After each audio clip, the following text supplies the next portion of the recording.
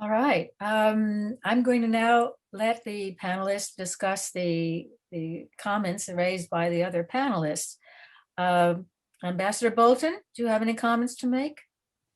Well, I think I'll try and respond briefly to two of Elliot's points, and I think they're both legitimate questions. One is where do you draw the line on referenda on status? And he named a number of interesting places where such referenda might be held.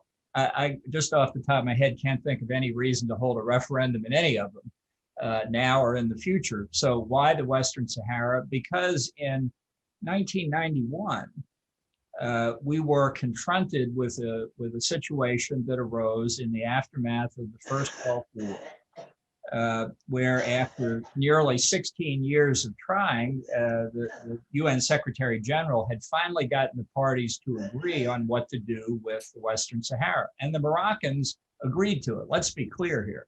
They agreed to a referendum on this choice, independence or integration with Morocco. And they agreed on what the population would be, as reflected in the Secretary General's report based on the Spanish census of 1975. And I remember very clearly in the summer of 1991 or the early spring, Ed Dirigian, who was then the Assistant Secretary for the Near East Bureau, said, look, boy, in the aftermath of the Gulf War, all kinds of things are possible. We think the situation is right politically across the region to get this referendum, and this is one more problem we'll be able to fix in the aftermath of the war.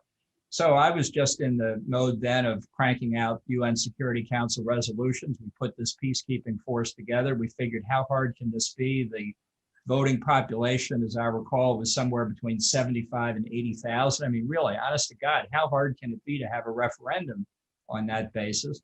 And we had all the parties agreeing to it. This is the new UN, right? Everything's going to be great. And by the fall of 1991, Morocco had driven us into a ditch because they had decided they didn't want the referendum.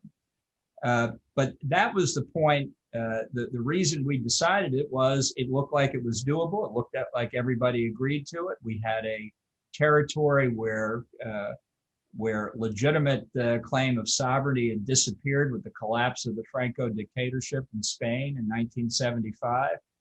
And now we were going to have an answer and resolve a conflict. Why did we therefore support the referendum? Because it made sense in that context.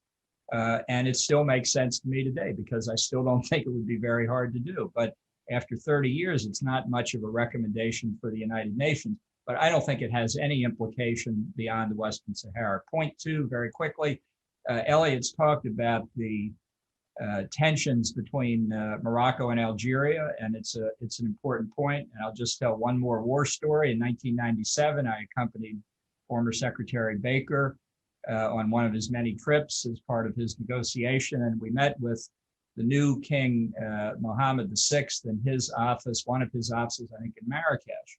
Very impressive office. Behind his desk was a map of Morocco, in one of those map cases where you can close the doors, but the doors were open.